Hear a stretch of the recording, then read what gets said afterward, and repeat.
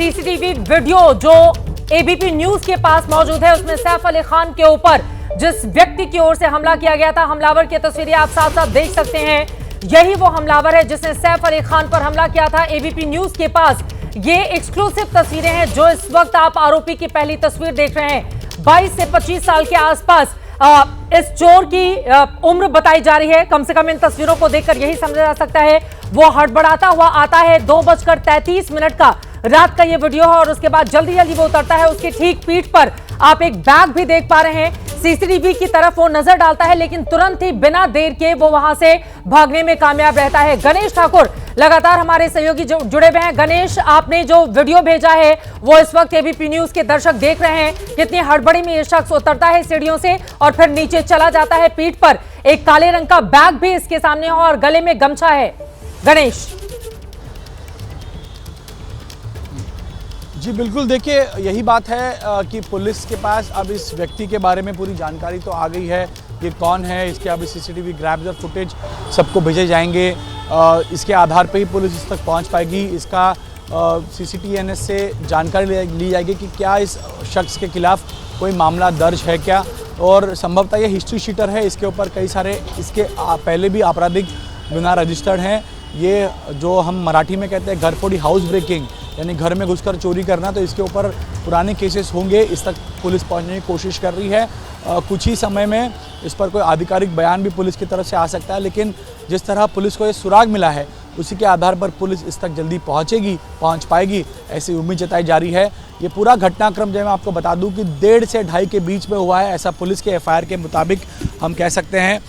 ये शख्स जब वहाँ पहुँचा तो इसने पहले नौकरानी के कमरे की जो खिड़की है, जो विंडो है, उससे अंदर आने की कोशिश की। उससे वो अंदर आया, नौकरानी वहाँ थी, नौकरानी के कमरे से वो बाहर गया और बाहर जाकर जो लगा हुआ या आगे का कमरा था, वो बच्चों का कमरा था, वहाँ ये जाने की कोशिश कर रहा था। तभी नौकरानी को कुछ लगा कि कोई शख्स अंदर आया हुआ है।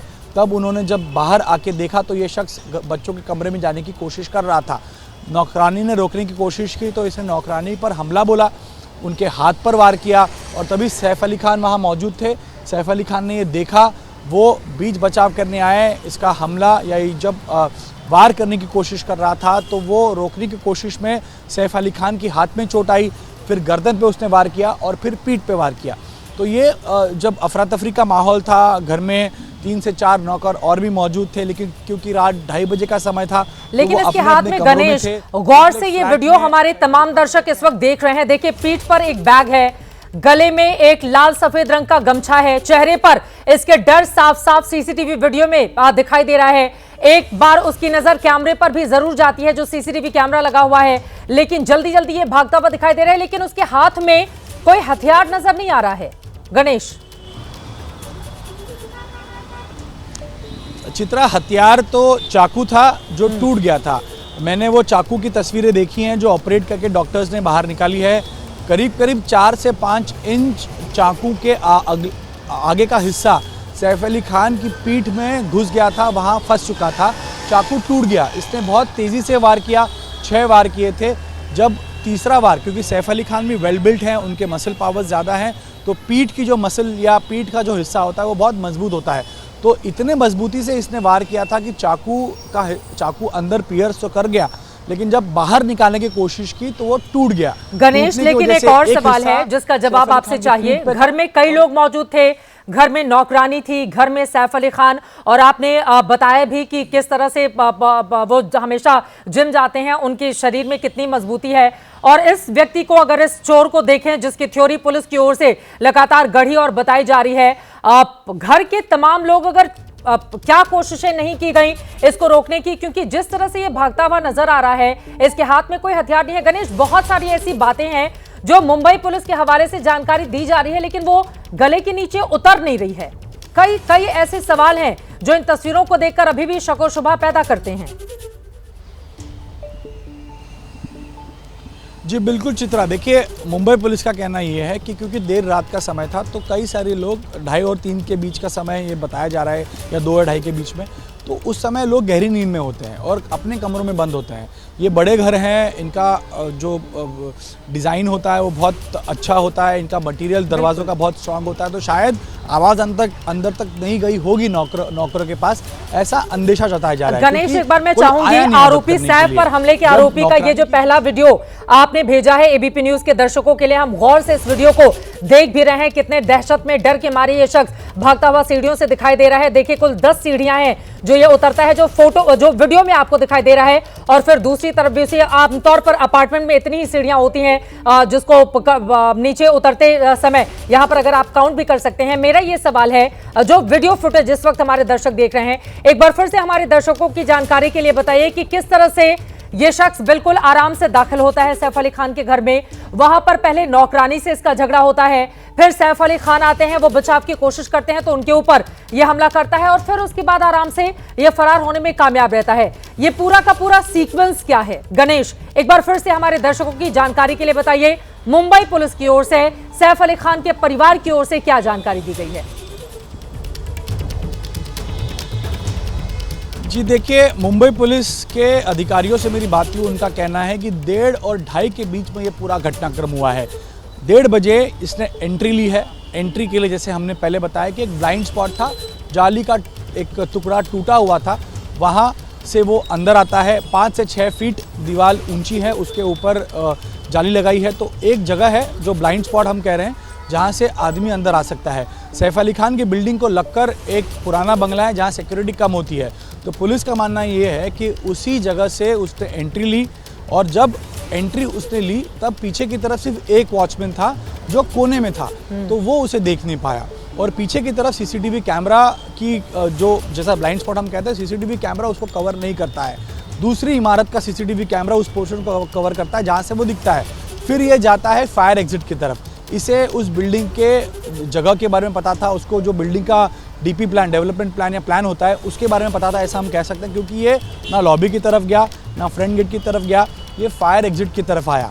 फायर एग्जिट की तरफ आने के बाद इसने सीढ़ियों का इस्तेमाल किया और सीढ़ियों का इस्तेमाल करते करते 12वीं मंजिल पे पहुंचा। इसे ये पता था कि 12वीं मंजिल पे सैफ अली खान रहते हैं। तो जब उसने एंट्री ली, सबसे पहला कमरा उस डुप्लेक्स में आता है नौकरानियों का। नौकरानियों के कमरे से उसने एंट्री ली, तब वो बच्चों के कमरे में जो बगल वाला कमरा है वहाँ जाने की कोशिश कर रहा था।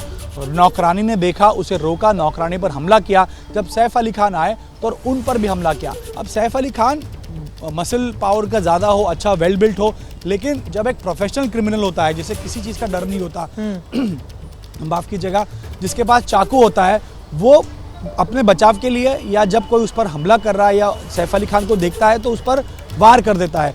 जब भी किसी आदमी पे कोई इस तरह तीखे हथियार से या नाइफ से वार होता है तो निश्चित रूप से जो रिएक्शन होती है वो एक सेटबैक की रिएक्शन होती है, वो थोड़ा सा पीछे हटते हैं क्योंकि हमला किया है। जब वो पहला हमला हुआ तो हाथ पे चोट आई, फिर दूसरा हमला जब वो आगे की तरफ बढ़ा तो दूसरा हमला 10 सेंटीमीटर की चोट उनके गले के पास आई।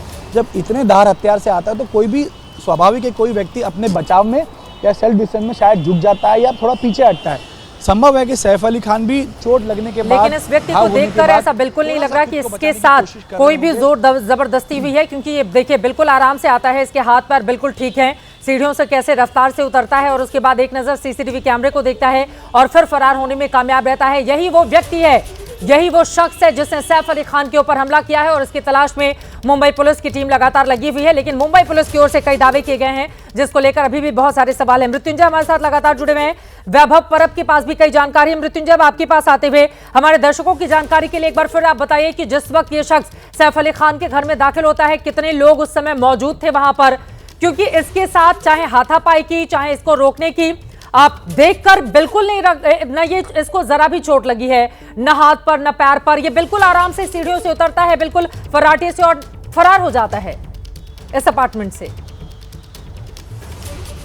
बिल्कुल यही महत्वपूर्ण सवाल है कि ये एक बार इसने हमलावर ने हमले को अंजाम दिया, फरार कैसे हो गया? ये बड़ा सवाल है कि बाकी लोग क्या कर रहे थे। क्या इस जो प्रोफेशनल हमलावर है इसने फिर से वही रूट अपनाया, उतरते समय भी वही सीढ़ियों के ज़रिए और फिर बाद में फायर का जो डक्ट होता है वहाँ से निकलकर, उसी जाली से निकलकर पड़ोस की बिल्डिंग में जाना और वहाँ से फरार होना, इसलिए सामने किसी को नज़र नहीं आया? ये निश्चित तौर पर सवाल खड़े होते हैं। सीसीटीवी की तस्वीरें जो हम दर्शकों को दिखा रहे हैं, एकदम पेशेवर हमलावर या हम कहें पेशेवर जो हाउस ब्रेकिंग का केस करने वाले आरोपी होते हैं। देखिए, काले रंग का पैंट, काले रंग की टी शर्ट, काले रंग का शूज़, आमतौर पर अंधेरे में अंजाम देने के लिए इस प्रकार के कपड़े पहनते हैं और मुंह ढकने के लिए एक लाल रंग का कपड़ा, एक काले रंग का बैग भी है। आमतौर पर ऐसे आरोपी बैग हमेशा साथ में रखते हैं क्योंकि कई बार वो अपने बचने के लिए पैतरे अपनाते हैं। इसके बैग में ऐसा नहीं है कि वो खाली बैग है, चोरी करने के बाद सामान भी रख सकता है और कई बार कुछ आमतौर पर पेंटिंग के सामान या फिर कुछ लोहे के सामान या फिर इलेक्ट्रिक के सामान भी